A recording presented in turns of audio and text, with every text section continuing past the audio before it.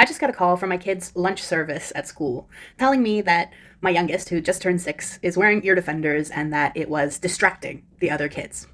For context, my kids go to a mainstream school and they are both autistic ADHD, but my youngest doesn't have all of her diagnoses yet in order and she doesn't have any accommodations officially. And therefore, they were not aware, even though we had informed them of her traits. The lunch service has around 100 kids roughly eating at the same time, and so it is incredibly overwhelming in terms of the sound, the smells, the taste, because they have to try different foods every day that they're not used to. Obviously, the lunch service doesn't include a safe food list, depending on the child.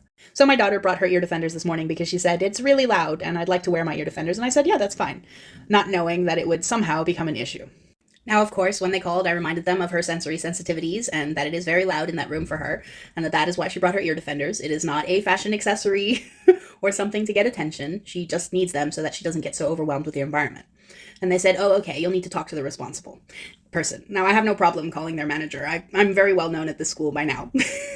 But it just brings up the bigger question of why doesn't anyone talk to these kids about neurodivergence?